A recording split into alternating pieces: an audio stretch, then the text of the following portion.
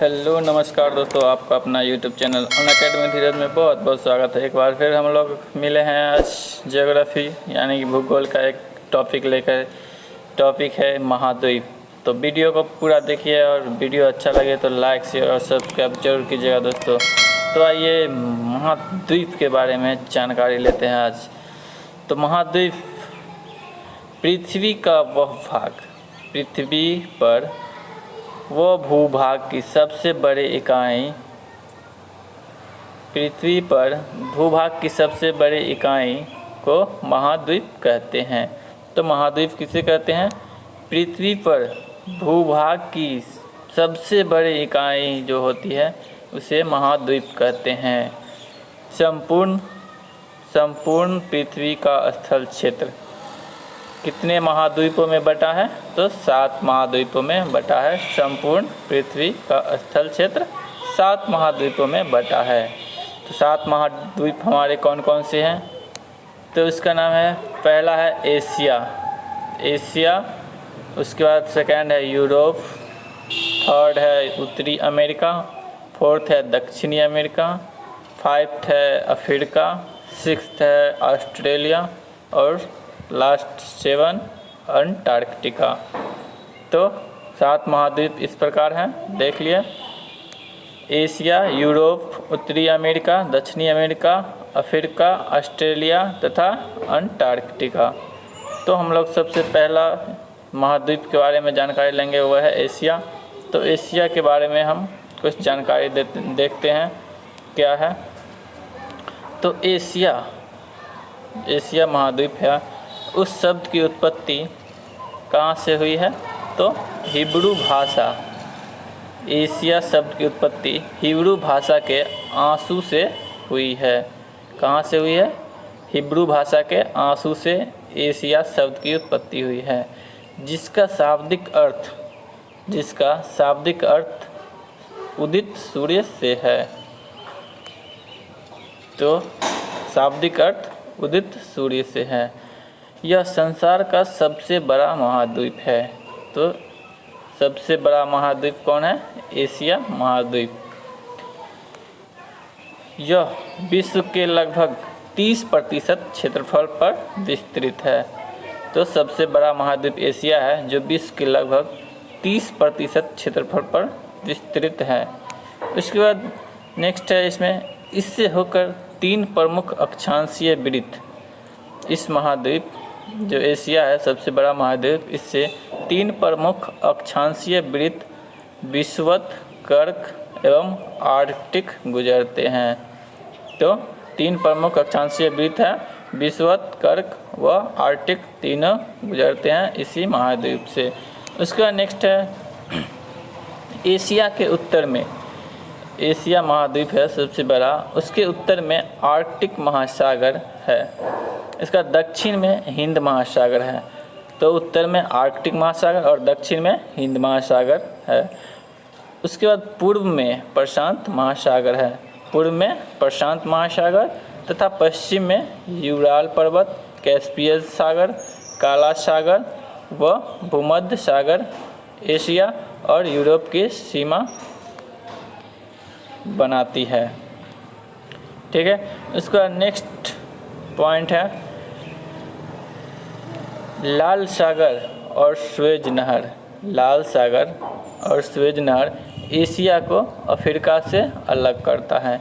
तो एशिया को अफ्रीका से कौन अलग करता है?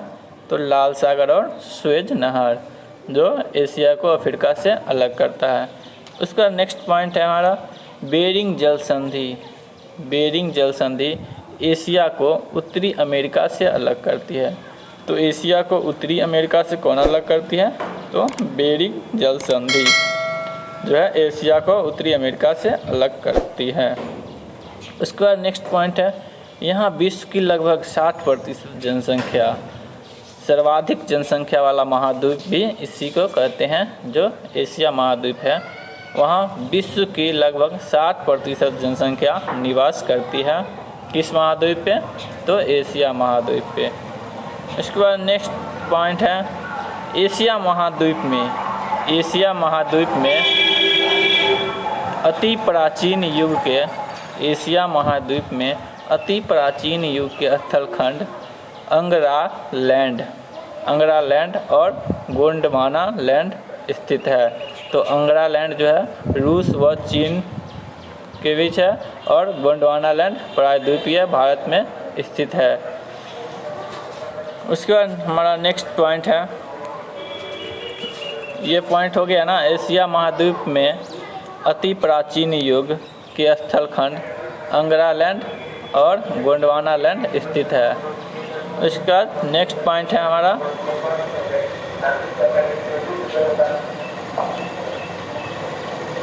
एशिया महाद्वीप में अति प्राचीन युग के स्थलखंड अंगरा लैंड और गोंडवाना लैंड स्थित है। ये तो हो ही गया। उसके बाद हमारा नेक्स्ट पॉइंट क्या है, एशिया महाद्वीप में 3 प्रमुख प्रायद्वीप है। तो एशिया महाद्वीप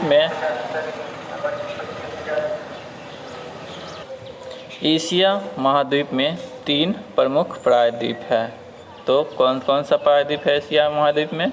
अरब का प्रायद्वीप, दक्कन का प्रायद्वीप व इंडो चीन का प्रायद्वीप। तो 3 प्रमुख प्रायद्वीप है। इसमें अरब प्रायद्वीप जो है विश्व का सबसे बड़ा प्रायद्वीप है। तो क्वेश्चन भी आता है, ये इम्पोर्टेंट है, विश्व की सबसे बड़ा प्रायद्वीप कौन सा है? तो अरब प्रायद्वीप है। उसके बाद नेक्स्ट टॉपिक है, नेक्स्ट पॉइंट है इसी का, एशिया में विश्व का सबसे ऊंचा पर्वत शिखर हिमालय पर्वत श्रेणी का माउंट एवरेस्ट है। तो एशिया में विश्व का सबसे ऊंचा पर्वत शिखर हिमालय पर्वत श्रेणी का माउंट एवरेस्ट है, जिसकी ऊंचाई 8850 मीटर है। कितना? 8850 मीटर, जो नेपाल में स्थित है। जो कहाँ स्थित है? नेपाल में स्थित है माउंट एवरेस्ट, जहाँ इसे सागर माथा के नाम से जाना जाता है। तो नेपाल में माउंट एवरेस्ट को किस नाम से जाना जाता है? सागर माथा के नाम से। उसके बाद नेक्स्ट पॉइंट है,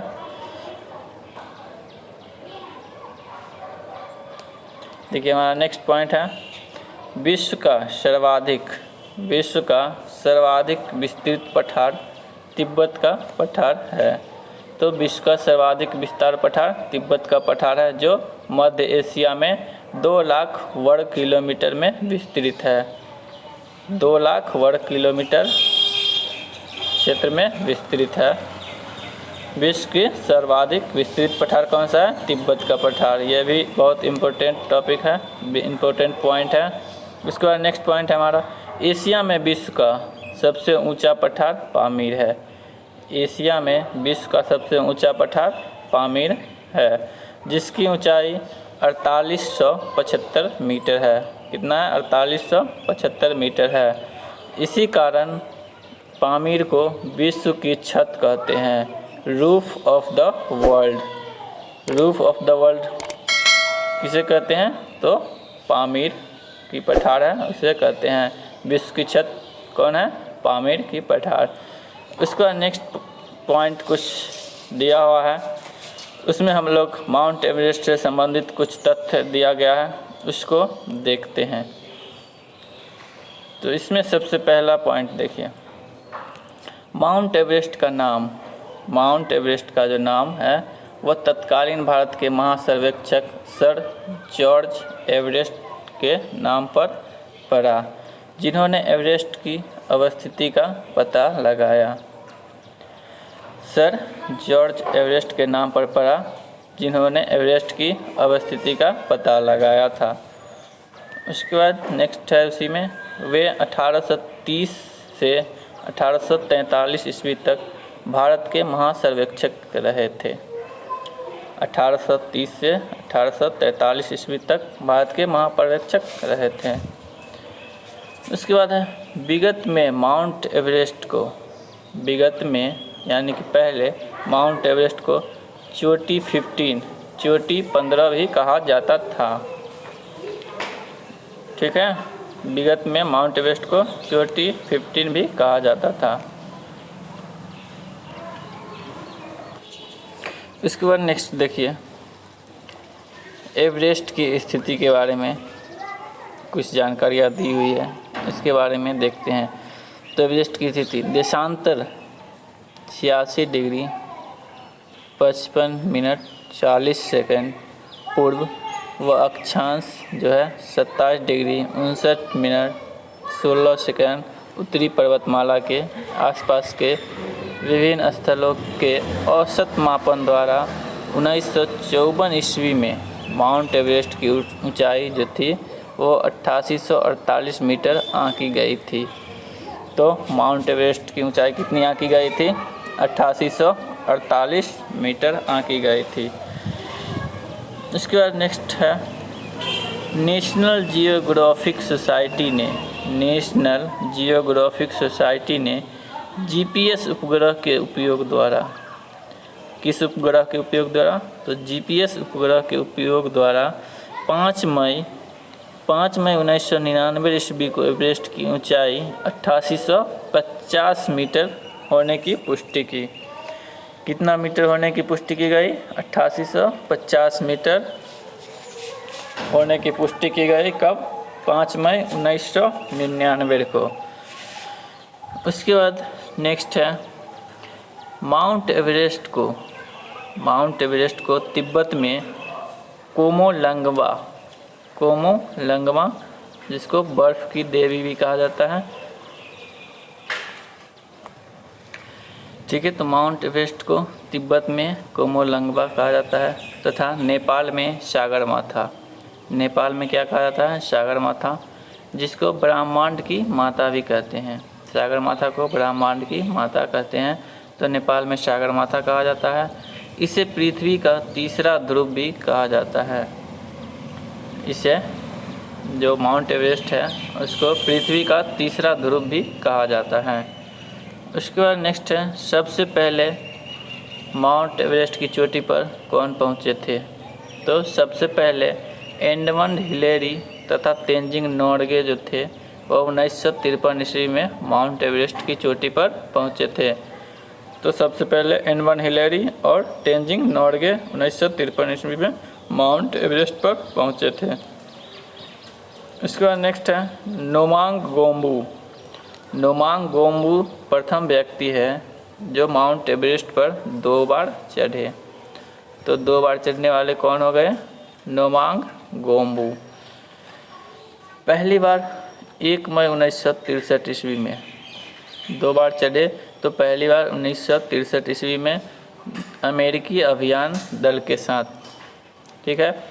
और दूसरी बार 20 मई 1965 ईस्वी में वो भारतीय अभियान दल के साथ चढ़े थे नोमांग गोम्बू, जो 2 बार गए थे। पहली बार 1963 ईस्वी और दूसरी बार 2 साल के बाद 1965 ईस्वी को। नोमांग गोम्बू कौन थे? तो नोमांग गोम्बू तेंजिंग नोर्गे के भतीजा हैं। नोमांग गोम्बू कौन है? तेंजिंग नोर्गे का भतीजा है। उसके बाद नेक्स्ट पॉइंट है टिम विटकर। तो जिम विटकर प्रथम अमेरिकी हैं जिन्होंने 1 मई 1963 ईस्वी में माउंट एवरेस्ट पर चढ़ने में सफलता प्राप्त की। तो जिम विटकर जो थे प्रथम अमेरिकी हैं जिन्होंने माउंट एवरेस्ट पर चढ़ने में सफलता प्राप्त की 1963 ईस्वी में। उसके बाद नेक्स्ट पॉइंट है जुंको तेवई जो जापान के हैं, वो पहली महिला है जो एवरेस्ट पर चढ़ी थी। कब? 1975 ईस्वी में। तो जापान की जुंको तेवई है जो पहली महिला है एवरेस्ट पर चढ़ने वाली। उसके बाद नेक्स्ट है और भारतीय महिला कौन थी जो एवरेस्ट शिखर पर पहुंची थी? तो वह है बछेंद्री पाल। बछेंद्री पाल पहली भारतीय महिला है जो 1984 ईस्वी में एवरेस्ट शिखर पर पहुंची। कौन है? बछेंद्री पाल पहली भारतीय महिला है जो 1984 ईस्वी में एवरेस्ट शिखर पर पहुंची। उसके बाद नेक्स्ट है फू दोरजी प्रथम व्यक्ति हैं जो 9 मई 1984 ईस्वी को बिना ऑक्सीजन के ही माउंट एवरेस्ट पर चढ़ने में सफलता प्राप्त की। तो बिना ऑक्सीजन के माउंट एवरेस्ट पर चढ़ने वाले प्रथम व्यक्ति कौन है? फू दोरजी। उसके बाद नेक्स्ट है अप्पा शेरपा जो नेपाल की हैं।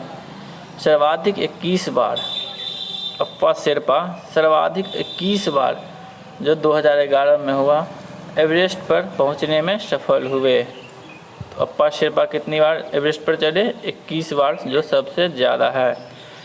अप्पा शेरपा अपने चौथे प्रयास में पहली बार 1990 ईस्वी में न्यूजीलैंड के रॉब हॉल के नेतृत्व में एवरेस्ट पर पहुंचने पर सफल हुए थे। तो पहली बार 1990 में सफल हुए, जो चौथे प्रयास में सफल हुए थे।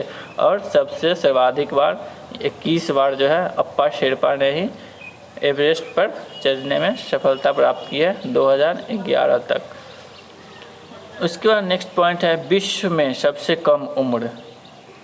विश्व में सबसे कम उम्र 13 वर्ष की उम्र में ही एवरेस्ट शिखर पर चढ़ने वाला पुरुष जॉर्डन रोमेरो। कौन? जॉर्डन रोमेरो, जो अमेरिका के हैं। उन्होंने 22 मई 2010 ईस्वी को शिखर पर चढ़ने में सफलता प्राप्त की है। तो सबसे कम उम्र में 13 वर्ष की उम्र में जो एवरेस्ट के शिखर पर चढ़ने वाले प्रथम पुरुष जॉर्डन रोमेरो बने, वो अमेरिका के थे। वो 22 मई 2010 को चढ़े थे। उसके बाद विश्व में सबसे कम उम्र यानी कि 13 वर्ष की उम्र में ही एवरेस्ट शिखर पर चढ़ने वाली महिला जो है मालवेथ पूर्णा, जो आंध्र प्रदेश की है, भारत आंध्र प्रदेश की है, जिसने 25 मई 2014 को शिखर पर चढ़ने में सफलता प्राप्त की। तो महिला कौन हो गई? मालवेथ पूर्णा, जो भारत की है, आंध्र प्रदेश की, 2014 में चढ़ी थी, जो सबसे कम उम्र की महिला है, 13 वर्ष की उम्र में चढ़ी। उसके बाद नेक्स्ट है सबसे कम उम्र 15 वर्ष की उम्र में, सबसे कम उम्र 15 वर्ष की उम्र में एवरेस्ट शिखर पर चढ़ने में सफल होने वाले भारतीय पुरुष। तो भारतीय पुरुष जो है सबसे कम उम्र 15 वर्ष की उम्र में चढ़े, उनका नाम है राघव जुनेजा, जो उत्तर प्रदेश मुरादाबाद के हैं। उत्तर प्रदेश मुरादाबाद के कौन है? राघव। तो सबसे कम उम्र में भारतीय पुरुष जो है राघव जुनेजा चढ़े थे, वो उत्तर प्रदेश मुरादाबाद के हैं। उसके बाद इसमें 21 मई 2013 को एवरेस्ट शिखर पर चढ़ने में सफलता प्राप्त की। तो भारतीय पुरुष 15 वर्ष के सबसे कम उम्र के हैं, जो 2013 में चढ़े, वो उत्तर प्रदेश मुरादाबाद के राघव जुनेजा हैं। उसके बाद नेक्स्ट पॉइंट है इनके साथ इसके स्कूल लॉरेंस के 5 बच्चे भी थे। इनको जो स्कूल थे लॉरेंस, वहाँ के 5 बच्चे भी थे। उसके बाद नेक्स्ट पॉइंट है हमारा यह विश्व की प्रथम स्कूल टीम, यह विश्व की प्रथम स्कूल टीम है जिसे एवरेस्ट शिखर पर चढ़ने में सफलता प्राप्त हुई। यह विश्व की प्रथम स्कूल की टीम थी जिसे एवरेस्ट शिखर पर चढ़ने में सफलता प्राप्त हुई थी। उसके बाद है अर्जुन वाजपेयी, जो नोएडा उत्तर प्रदेश के हैं। अर्जुन वाजपेयी 16 वर्ष की अवस्था में एवरेस्ट शिखर पर 13 मई 2010 को चढ़ने में सफल हुए। अर्जुन वाजपेयी जो उत्तर प्रदेश नोएडा के हैं, उन्होंने 16 वर्ष की अवस्था में एवरेस्ट शिखर पर 2010 में चढ़े थे। इसके बाद इसमें नोट में कुछ दिया हुआ है, एक टॉपिक, एक पॉइंट, इसके बारे में हम लोग देखते हैं। तो एवरेस्ट पर तिब्बत की ओर से चढ़ने पर उम्र सीमा की बाध्यता नहीं है। तो एवरेस्ट पर तिब्बत की ओर से चढ़ने पर कोई उम्र सीमा निर्धारित नहीं की है, कोई उम्र सीमा वाले लोग चढ़ सकते हैं, इसमें किसी प्रकार की बाध्यता नहीं है। इसके बाद नेक्स्ट पॉइंट है अमेरिका के टॉम वाइटकर पहले विकलांग व्यक्ति थे जो कृत्रिम टांग लगाकर 1998 ईस्वी में एवरेस्ट के शिखर पर पहुंचे। तो अमेरिका के टॉम वाइटकर पहले विकलांग व्यक्ति थे जो 1998 ईस्वी में एवरेस्ट के शिखर पर पहुँचे। इसका नेक्स्ट पॉइंट है, एशिया में विश्व की सर्वाधिक जनसंख्या वाला देश चीन है। एशिया में विश्व की सर्वाधिक जनसंख्या वाला देश चीन है। उसके बाद नेक्स्ट पॉइंट है, एशिया में क्षेत्रफल की दृष्टि से सबसे बड़ा देश चीन। एशिया में क्षेत्रफल की दृष्टि से भी सबसे बड़ा देश चीन है और सबसे छोटा देश मालदीव।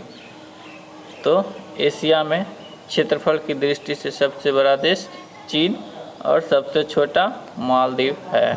इसके बाद आज का लास्ट पॉइंट देखते हैं, विश्व में एशिया में विश्व का सर्वाधिक जनसंख्या घनत्व वाला देश सिंगापुर है। तो एशिया में विश्व का सर्वाधिक जनसंख्या घनत्व वाला देश सिंगापुर है और विश्व में सबसे बड़ा देश क्षेत्रफल में रूस होगा। तो क्षेत्रफल में रूस है, विश्व का सबसे बड़ा क्षेत्रफल वाला देश रूस है। तो आज के लिए बस इतना ही।